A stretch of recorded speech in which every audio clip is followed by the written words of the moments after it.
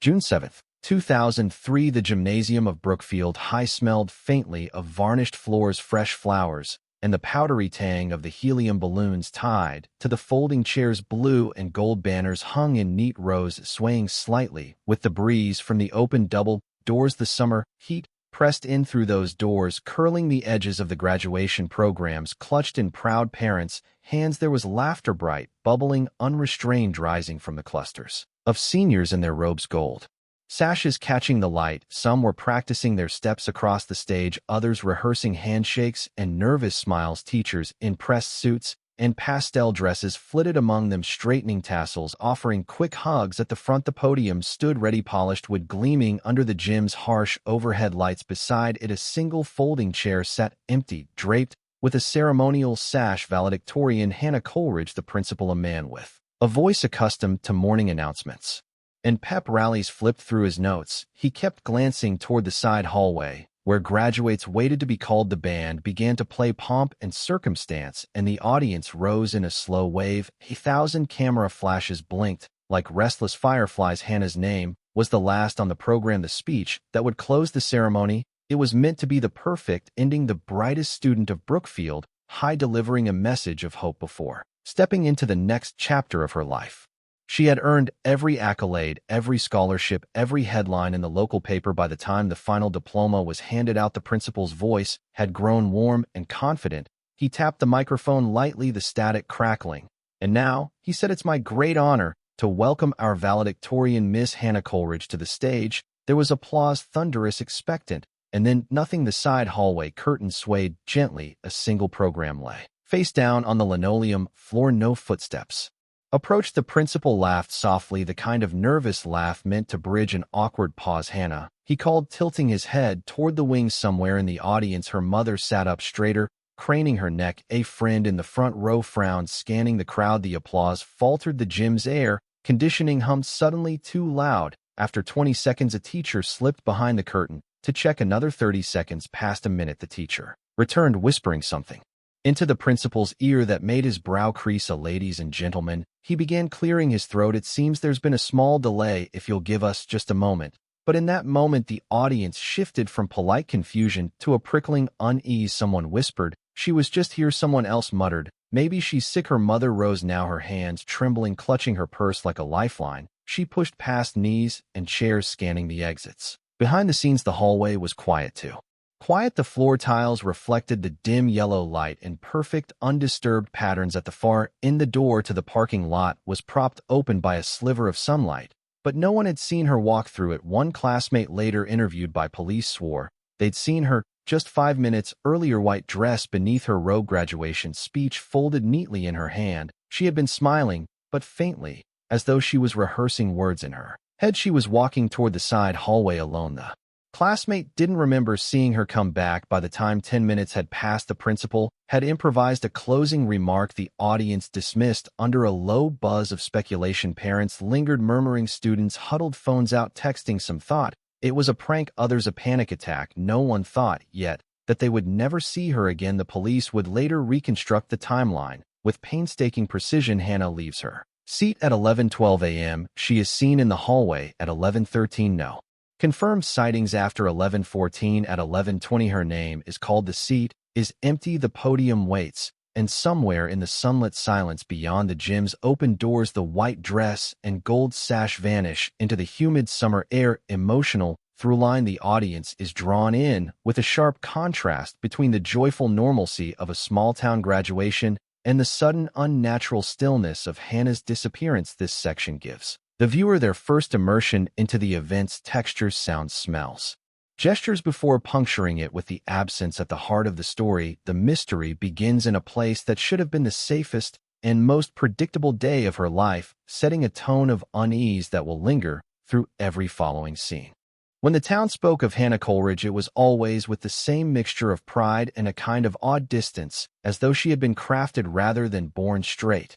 A student from kindergarten onward, debate champion, 2 years running captain of the academic decathlon team, she had never been late to a single class in 4 years, never missed an assignment, never once been seen chewing gum in the hallways. Her teachers described her as focused. Her classmates described her as untouchable. She wasn't Cold exactly, she smiled often, but those smiles felt measured like rare coins slipped into the palm for safekeeping in photographs. She stood with perfect posture, hands clasped in front of her chin, tilted slightly upward, as though she had been born knowing exactly where the light was. Her home life was the kind of quiet stability most teenagers only dreamed about. The Coleridge family lived in a two-story house painted soft green with white shutters and a cherry tree in the front yard that bloomed in April like it was performing just for them. Her mother, Evelyn, worked as a nurse at the local clinic. Her father, Thomas, was a former high school literature teacher who had left the profession for reasons never fully discussed, working now as an insurance adjuster. Her older brother, David, had enlisted in the Air Force 2 years earlier. Dinner was served at exactly 6:30 p.m. every night. Sunday mornings were for church. Friday nights, Hannah often stayed home reading rather than going to parties. The family was close, but not effusive. Affection was in the small things: a cup of tea left on the desk during late nights, studying the creak of the stairs when her father came up to check if she was asleep, the sound of her mother humming while folding laundry in the next room. When she was announced as valedictorian in the spring of 2003, it didn't surprise anyone. She had been working toward that moment her entire life. Her graduation speech was rumored to be something special, deep, moving, not just the usual reach for the star sentiment. A classmate in the school paper's office swore they saw part of the draft lines about bridges that burn in silence, and the place where my voice began. It was beautiful, but strange, layered with metaphors that didn't quite belong in a speech meant for proud parents and restless seniors. The night before graduation, she had called her closest friend Marissa Kane. Marissa would later recall that Hannah's voice was calm, too calm, almost detached. "I just wanted to say thanks," she had said, for what Marissa had asked, confused for making it all bearable. Marissa laughed, thinking it was graduation nerves. She asked if Hannah was ready for tomorrow. A pause. "If I make it to tomorrow," Hannah replied softly, like she was testing the weight of the words. Marissa had brushed it off, teasing her about being dramatic. Hannah chuckled in return, but didn't elaborate. It was only after she vanished that Marissa replayed that moment over and over, the way one examines a photograph, noticing details that weren't visible before. The deeper you looked into Hannah's life, the more you noticed the gap, small, almost imperceptible. The fact that she had no real online presence in a time when her peers were all discovering early social media, the way she sometimes lingered in the library after hours, staring at the closed door to the archival room, the journal entries her mother found in a desk drawer years later, half filled with neat handwriting, before abruptly breaking off mid-sentence. And then there was the recurring phrase, one that appeared in more than one of those unfinished entries: "walk backwards before the applause." No one knew what it meant. In the first hours after her disappearance, the police took notes, asked routine questions, and quietly suggested it might be a runaway situation. The stress of being perfect, they reasoned, could break anyone. Her mother bristled at the suggestion. "You don't understand," she told them. "Hannah doesn't just run away from things, she runs toward them," her father said. Little, his jaw tight, eyes fixed on the floor. The officers nodded, but the unspoken truth hung in the air. Perfect records didn't guarantee perfect endings. By the end of that day, news crews had descended on the quiet street where the Coleridges lived. Cameras pointed at the cherry tree in the front yard. Reporters spoke into microphones about a promising young life cut shorter, perhaps not at all. Neighbors stopped by with casseroles, as though comfort could be baked at 350 degrees. Friends posted missing flyers with her senior photo, her face caught forever in that careful half-smile, gold sash draped across her shoulder. She had been the perfect daughter, the perfect student, the perfect symbol of what this town liked to believe about itself. And now she was something else entirely, a question without an answer. In missing person cases, the first 24 hours are supposed to be the most important. That's what you hear in documentaries. Read in headlines. The golden window in Brookfield on June 7th. 2003, that window began to close almost before anyone realized it had opened. Hour 1, 12 o'clock p.m. Graduation ended in a murmur instead of a cheer. Students filed out into the parking lot, squinting against the bright noon light, their robes unzipped and fluttering in the breeze. Parents carried flowers and cameras, glancing over shoulders, whispering. Hannah's mother searched the building, her heels clicking against the linoleum, calling her daughter's name in a voice that grew sharper with each repetition. The empty classrooms answered back only with echoes. Her father checked the car, locked. The white dress she had worn under her robe was not visible through the windows. By now the principal had called the police, not a formal emergency yet, but a request to just come by. In small towns, this was how it began: a friendly Visit no sirens, no flashing lights, just a patrol car rolling up beside the school. Hour 3 2:15 p.m. Two officers walked the hallways with clipboards. They asked teachers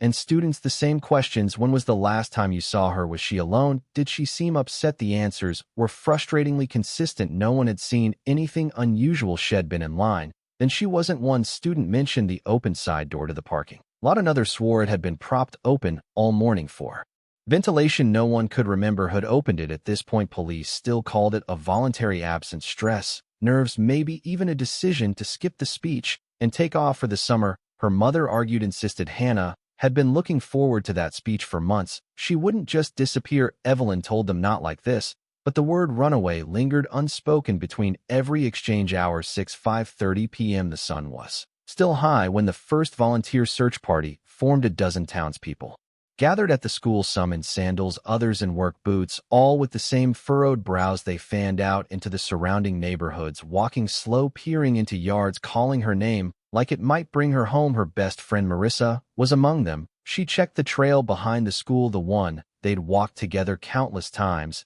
After class, the air smelled of cut grass and warm dirt. No sign of Hannah, only the hum of cicadas and the rustle of leaves in the breeze. Hour 10 9 o'clock p.m. As night fell, the police presence grew. A second patrol car joined the first. Officers knocked on doors asking if anyone had seen a young woman in a white dress. Porch lights clicked on one by one across town, casting yellow halos into the darkness. At home, Hannah's bedroom light was on the bed, was neatly made. A cup of cold tea still sitting on her desk from the night before. On the corkboard above her desk, pinned beside college acceptance letters, was a half-finished packing list for her move to Columbia University in August. Nothing in the room suggested she'd planned to leave. No suitcase gone, no clothes missing. The speech draft sat on her nightstand, at least one version of it, but the police noted it wasn't the same draft she was rumored to have carried with her at graduation. Hour 14 1:45 a.m. The town's quiet streets became the searchers' paths. Flashlights swept across ditches, hedges, and the edges of the woods. The air was heavy with humidity, every breath damp. Somewhere far off, a dog barked. Then another answered. One officer thought he heard movement in the trees behind the school's baseball field. The searchers pushed through branches and brushed their lights, catching on pale shapes only, to find discarded plastic bags and an old weathered soccer ball. Hour 18 5 o'clock a.m. At dawn, the police expanded their search radius. They checked the train station, the bus depot, the nearby highway on-ramps. A clerk at the gas station on Route 9 said had seen a girl who looked like Hannah around 11:30 a.m. the day before, walking along the shoulder of the road. But when pressed for details, he admitted he wasn't sure. It could have been anyone in a white dress. Hour 22 9:30 a.m. In the police station, the first official missing persons poster was printed. Her senior photo head tilted slightly, gold sash perfectly placed, was blown up in black and white. The word missing in bold above. At local radio stations began reading her description. Between country ballads and weather reports, the morning news carried her story. Panning over the high school gymnasium with its half-deflated balloons and wilting flowers. Hour 24 11:15 a.m. Exactly 24 hours after she'd last been seen, the case shifted. The police finally said the word abduction aloud in their internal notes, though they didn't release it to the public. The shift wasn't dramatic, no sirens, no helicopters, but it was there, an unspoken acknowledgement that Hannah Coleridge had not simply walked away from her life, and yet they had nothing, no witnesses, no physical evidence, no explanation for how a girl could vanish in the middle of her own graduation day, leaving behind a draft of a speech that was never heard and a silence that would soon grow unbearable. Emotional through line. This section transitions the audience from confusion to urgency. It uses time-stamped fragments to build that tightening grip of the first 24 hours, the way a disappearance shifts from probably nothing to something's wrong, without any single dramatic event, only the slow accumulation of absence. It was the third day after Hannah's disappearance when the first impossible thing happened. The janitor, a man named Carl Jensen, had worked at Brookfield High for 27 years. He had polished its floors through 3 principals, painted over 2 generations of graffiti, and learned which doors stuck in the summer heat. On that Tuesday morning, he was making his rounds in the East Wing, where most of the senior lockers stood empty now that graduation was over. The corridor smelled faintly of dust and lemon-scented cleaner. Carl was rechecking padlocks before putting them into summer storage when he noticed something odd. Locker 328. The number plate was tarnished. The paint around the lock was chipped and yellowed compared to the others, as though it had been left untouched for years, and the lock itself, the kind issued by the school decades earlier, bore a red tag. It read sealed, do not assign, 1998. Carl frowned. That year 1998 was a long time ago. He vaguely remembered a maintenance order about a busted hinge, something about needing to weld it shut until repairs could be done. But if that had been the case, why had it never been reopened in 5 years? He took his master key, feeling the reluctant scrape of metal against metal as the mechanism turned. For the first time since the Clinton administration, the door groaned open inside. The air was cool and stale, as though trapped in its own pocket of time. On the top shelf sat a single graduation cap, navy blue gold tassel, neatly folded along the brim. Carl lifted it carefully, expecting dust, a faint smell of fabric gone musty. But there was nothing. It looked as though it had been placed there moments ago. Beneath the cap lay an envelope, unmarked, thick, with something inside. The police were called immediately. By mid-morning, the locker was surrounded with yellow tape. The air of the East Wing heavy with whispers. Detective Albright, the lead investigator, slid on latex gloves and opened the envelope. Inside was a folded sheet of paper, no name, no date. It was Hannah's handwriting, confirmed by her mother, but different, not the loopy, confident script Shed used in her recent notes. This was narrower, sharper, almost like the handwriting Shed had in middle school, and the message was short. Before the applause walked backwards, the same phrase found in her journals, the same cryptic line her best friend would later remember Shed spoken about without explanation. Then came the detail that broke the logic of the case. The school's maintenance records confirmed that Locker 328 had been officially sealed in March of 1998. Hannah would have been 13, a freshman at the time, too young to be thinking about graduation caps, and far too young to have been the valedictorian, whose speech was scheduled 5 years later. There was no record of anyone reopening the locker in those intervening years. The only key had been in the custodial office, untouched in its labeled hook since the day it was locked. Yet the cap was from this year's graduation set, the same style ordered for the class of 2003, and the handwriting on the note, while dated in style, contained references to her upcoming speech. When the police questioned Carl again, he was insistent it was sealed. The lock was old, stiff, had to force the key a bit. No way someone's been in there without me knowing. The investigative team dusted for prints. None, not even Carl's. From opening it, the surface was unnaturally clean. They examined the cap, stitching the tag on the inside. It matched the batch number from this year's supplier, a company in Chicago. The invoice confirmed delivery 2 months earlier. The cap had not existed in 1998. The locker's location only deepened the unease. It was in a forgotten corner of the East Wing, near the now disused archival room, where the school stored old yearbooks, trophies, and records from decades past. Students rarely had reason to come this way, except maybe the occasional shortcut. During passing periods, teachers avoided it too. The wing was always a little colder, even in summer, a quirk of the building, they said. Hannah's mother, when shown the cap and note, gripped the edges of the evidence bag until her knuckles whitened. She had her cap with her the morning of graduation. Evelyn said, I saw her with it. She had it in her hands. When asked if it was possible she had placed another cap in the locker before that day, she shook her head. She didn't even have her locker combination anymore, and she wouldn't. She trailed off, unable to finish. The news of the locker spread fast through town. It became the first tangible clue, but also the first hint that this wasn't a straightforward case. Parents whispered about it in grocery store aisles. Students dared each other to go down the East Wing after dark. One rumor claimed that if you knocked on Locker 328 3 times and waited, you'd hear footsteps walking away, though no one was there. For Detective Albright, though, the locker was less ghost story and more puzzle. It had introduced a timeline problem, the kind investigators dread. If the cap was from 2003 but had been in a sealed locker since 1998, there were only 3 explanations. The maintenance records were wrong. Someone had found a way to tamper with the locker without leaving any trace. The cap and note had somehow arrived there outside the normal rules of time. The first explanation was the most likely. It was also the one that would soon start to crumble. Emotional throughline. This section takes the audience from grounded investigative reality into the first deeply surreal clue. The sealed since 1998 detail shifts the story into an almost liminal space where the case no longer fits neat categories. The imagery, stale air, pristine cap, unmarked envelope, is designed to feel tangible, yet wrong, making the viewer lean in and start asking how. Detective Albright sat across from Mrs. Harper, the school librarian who had worked at Brookfield High for over 30 years. Her fingers trembled slightly as she opened the large leather-bound yearbook from 1998, the very year the locker was sealed. Pages yellowed with time, revealed smiling faces in navy and gold freshman portraits, candid shots of the football team, the marching band, and the drama club rehearsals, and then there she was, in one candid group photo of the 8th grade debate team standing. In the middle row was a girl who looked exactly like Hannah Coleridge, the same high cheekbones, the same solemn eyes. But this girl was 13 years old. Beside her stood another girl, pale, with hollow eyes and a thin smile, whose name no one could remember. The photo caption bore a name that did not appear anywhere in the school's official student roster. Mrs. Harper blinked hard. I don't remember her. She wasn't in any classes, never signed out a book, not a single record. It's like she was never really. Here the yearbook became a puzzle box. Every time the detective turned a page, the faces seemed to shift. Some photos were blurred, others scratched.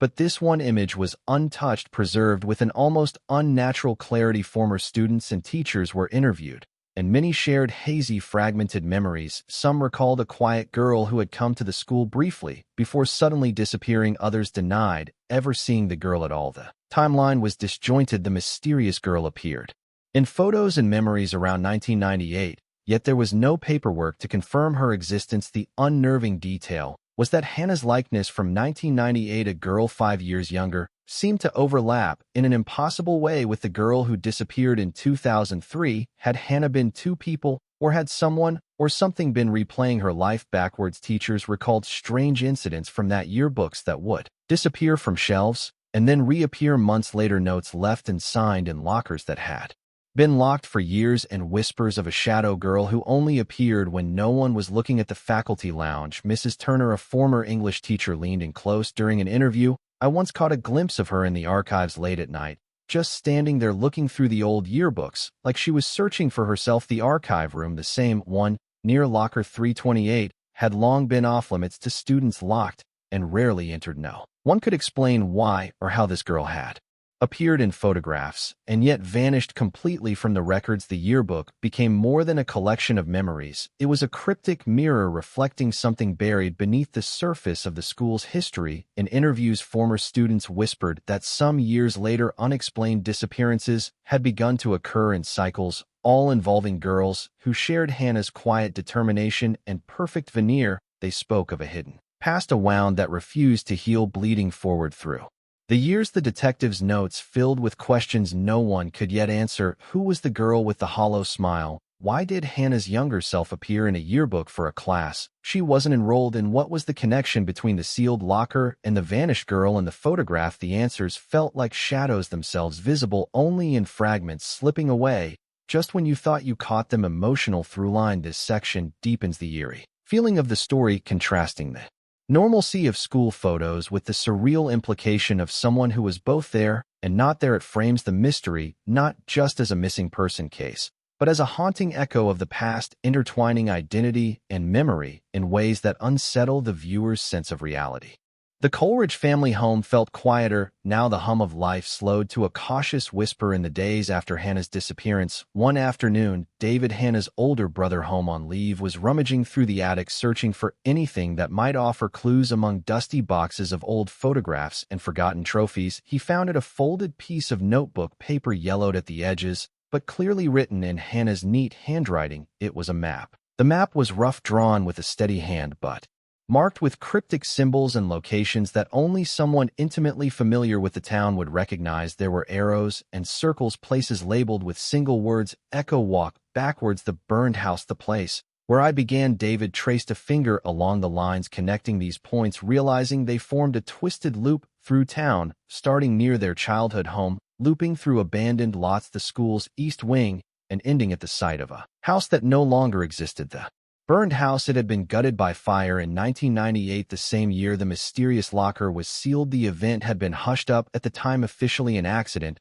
but whispered rumors told a darker story. Hannah's father, Thomas, had once taught at the local elementary school that sat across the street from the burned property. He left his teaching job abruptly that year and had never spoken publicly about why when confronted. Evelyn's calm facade cracked for the first time. "There are things we never talk about," she said quietly. "That year changed everything. Thomas was different after it." She explained that Thomas had become withdrawn, spending more time in the attic, poring over old books and maps, sketching strange symbols on scraps of paper. Hannah had inherited some of this obsession. Evelyn showed a box of her daughter's notebooks, filled with cryptic phrases, coded messages, and more references to walking backwards, echoes, and places that didn't exist on any map. David's fingers trembled as he unfolded one particular page, a diary entry from late 2002, just months before graduation. "The past is not behind me, it is under me. The echoes pull me backward, and I don't know if I'm running away or coming home." The words were both beautiful and haunted,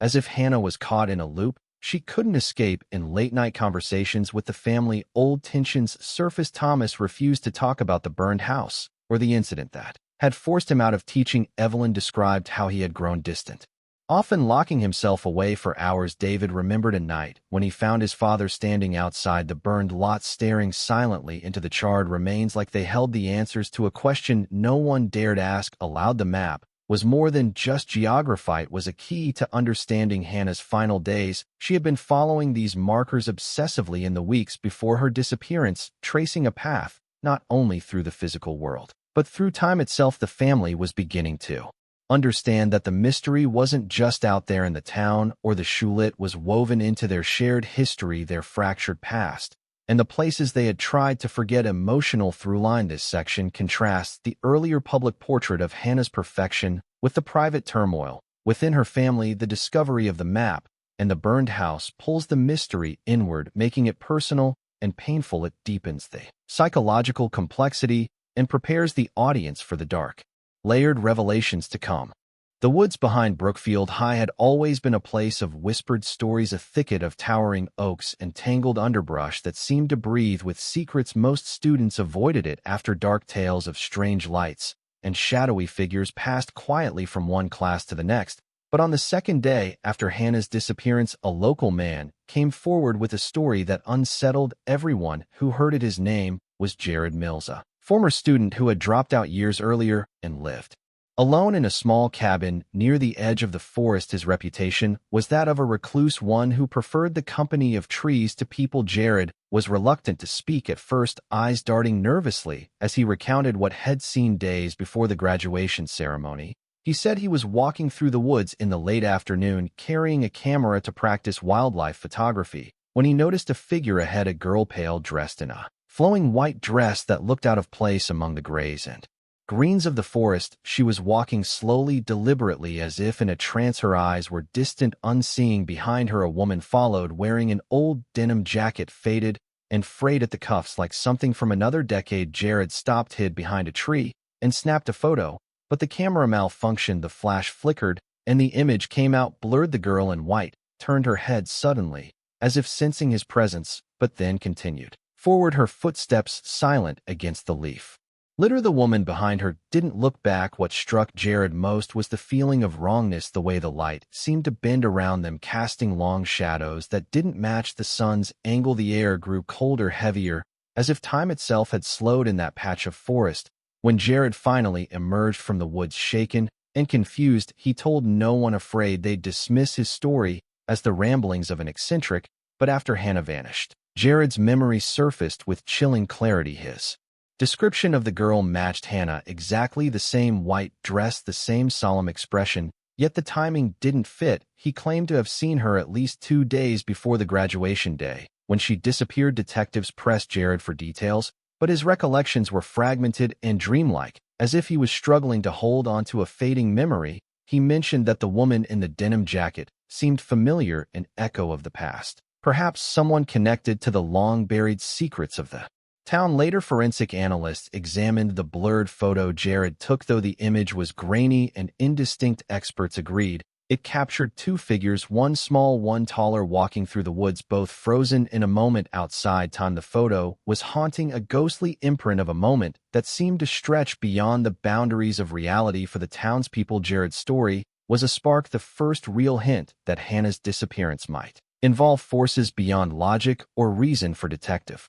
Albright, it was another piece of the puzzle, one that refused to fit neatly. but demanded attention nonetheless. Emotional throughline. This section moves from concrete investigation into the realm of the uncanny, using Jared's sighting to destabilize the viewer's sense of time and place. It contrasts the tangible timeline with eerie imagery and hints of supernatural influence, increasing the emotional tension and the mysteries. Psychological weight.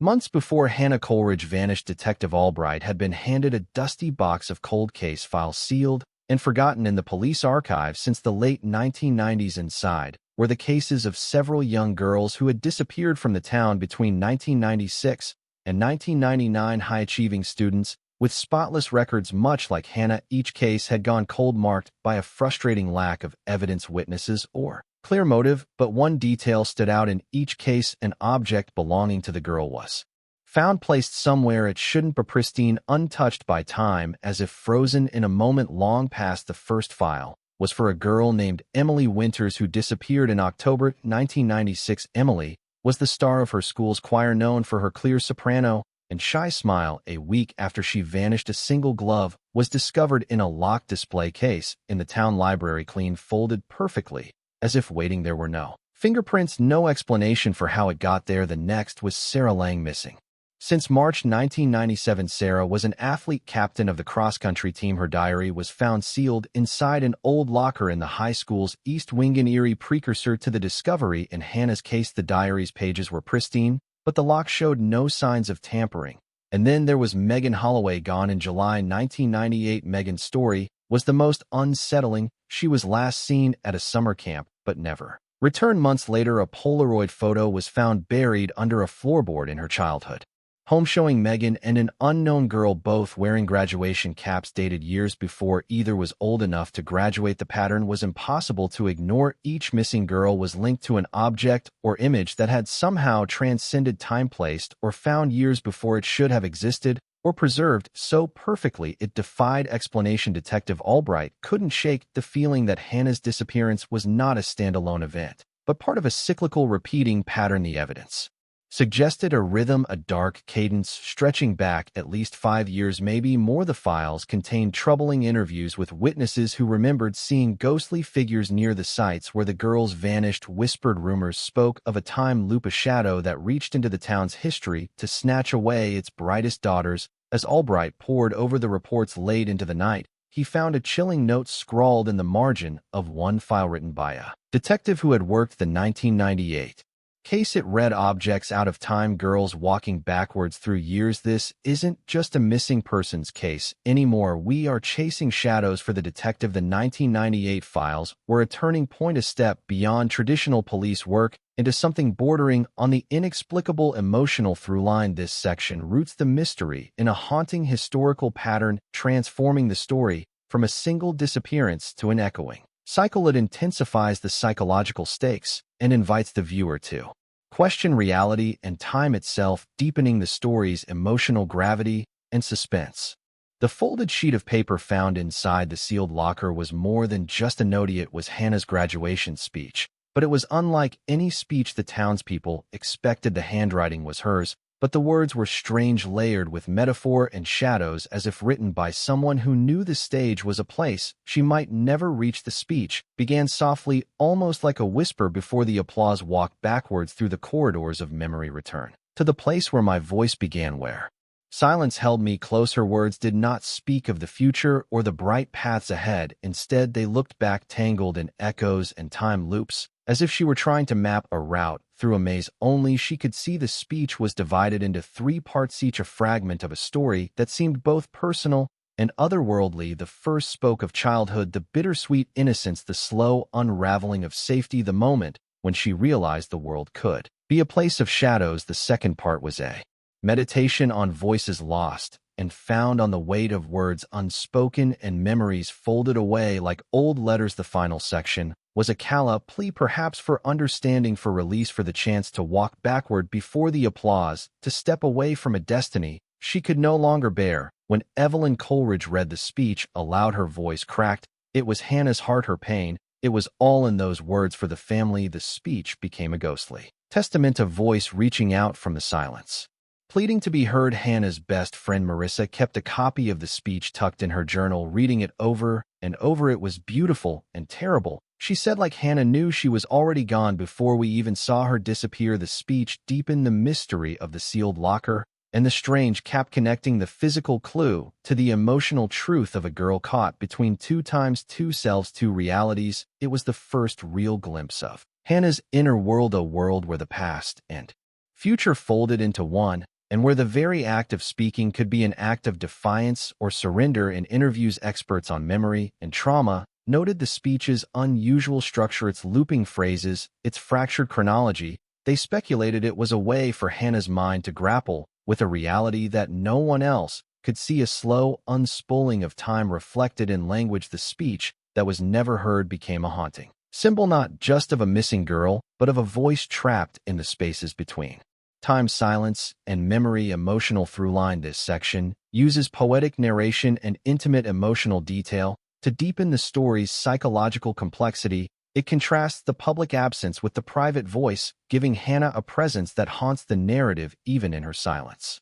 The night was thick with humidity and silence as volunteers gathered beneath the swollen moon, their breath forming faint clouds in the cool air. Flashlights cut narrow beams through the dense woods behind the high school, their trembling fingers probing the darkness like searching spirits. The air smelled of damp earth, moss, and something old. Ran undercurrent of forgotten history buried beneath the forest floor. David Coleridge led the group along the winding paths Hannah had marked on her secret map, his hands steady despite the weight of loss pressing on his chest. Each step forward was an echo, a hesitant footfall between past and present memory and mystery. They reached the site of the burned house. Nothing remained but blackened stones and ash, the air still holding the faint bitter scent of smoke. David knelt, brushing away loose dirt with trembling fingers. There beneath a layer of moss something caught the light, a small rusted metal tin. Inside the tin lay a Polaroid photo, its colors strangely vivid despite the years buried beneath the earth. The image showed two girls side by side, both wearing graduation caps. One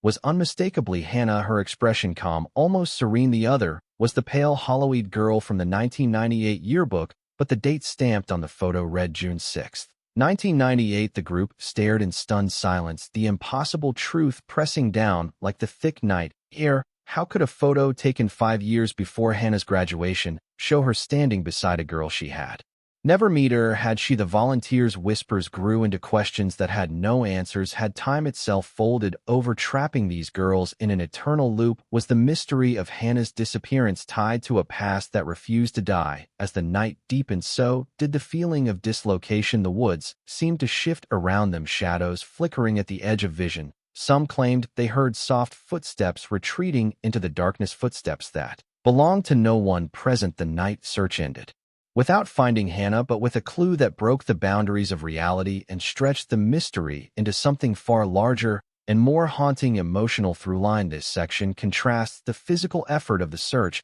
with the surreal nature of the discovery. The shocking photograph ties the mystery's threads tightly, deepening emotional stakes and emphasizing the story's supernatural undertones while maintaining the intimate grief of family and community. In the weeks following the night's search, Brookfield became a town divided by whispers. Some clung to hope, organizing vigils and prayer circles. Candles flickered in windows, and the soft glow of lanterns floated in the town square. Others grew wary, retreating behind locked doors and drawn curtains, afraid of what might be lurking in the shadows. Rumors spread like wildfire. Some spoke of a predator lurking in the woods. Others hinted at something darker, something ancient and inexplicable. The stories grew more elaborate, with each telling a secret society protecting the town's dark past, a curse passed down through generations. Girls trapped between worlds, walking backwards through time. Local police, overwhelmed and frustrated by lack of evidence, eventually closed the case, labeling it a presumed runaway. For many, that official closure felt like a betrayal, a way to sweep the mystery under the rug and let the silence grow louder. Hannah's family refused to accept it. Every night, Evelyn lit a candle in her daughter's empty bedroom window, a small beacon in the growing darkness. David stayed close to home, haunted by the secrets hidden in their attic and the map that pointed to places no one dared to explore. The school's reputation suffered. New students whispered about the ghost of Locker 328 and the girl who vanished before her speech. Parents debated whether to keep their children enrolled, afraid the past might repeat itself. but beneath the fear was something deeper and unspoken understanding that the town itself had made a choice to remember Hannah as she was bright, perfect, full of promise, or to confront the shadow that had been growing quietly beneath the surface for years. As seasons changed, the mystery settled into the fabric of Brookfield like a wound that would never fully heal, and the candle in the window burned on, waiting. Emotional through line. This section contrasts hope and denial, light and shadow, showing how a community copes with unanswerable loss. It highlights the emotional fracture between official closure and personal grief, emphasizing the haunting persistence of mystery in everyday life. Months after the last searchers had gone home, and the school's hallways returned to their quiet rhythms, a student named Claire stumbled upon an old cassette tape in the school's audiovisual room. The label was faded, but legible. Speech 1998. Curious, Claire borrowed a player from the library and pressed play. The air, filled with a voice, soft, clear, unmistakably Hannah's, but the date was impossible. Hannah's voice recited the very speech found folded in the sealed locker, words looping and folding back on themselves like a whispered incantation. Before the applause, walked backwards through the corridors of memory, returned to the place where my voice began. Leaving before the applause, her tone was calm, almost serene, but beneath it thrummed an undercurrent of something fragile: hope, fear, resignation. At the very end of the recording, just before the tape hissed to a stop, faint whispers emerged, indistinct words tangled together like a secret, barely spoken walk backwards. Before the applause, the phrase echoed, lingering in the room long after the cassette player clicked silent. For Claire, the discovery was chilling. For the school community, it was a message from the pasta ghostly bridge between 1998 and 2003, between the Hannah who vanished and the Hannah who had been heard only in silence. Experts who analyzed the tape later found no signs of editing or manipulation. The recording was genuinely a moment frozen in time, existing before the disappearance, and yet speaking across the years. The tape became a symbolic, haunting reminder that some stories resist endings, that voices once lost may never truly fade, and that sometimes the greatest mysteries are those that unfold not just in what is seen, but in what remains just beyond the reach of time and memory. The candle in the Coleridge window flickered in the night breeze, as if responding to a voice calling from the shadows, a voice that would never be silenced. Emotional through line. This final section weaves poetry, mystery, and unresolved emotion into a haunting close. It leaves viewers suspended between hope and sorrow, truth and the unknowable, closing the narrative while opening a door to enduring questions and whispers in the dark.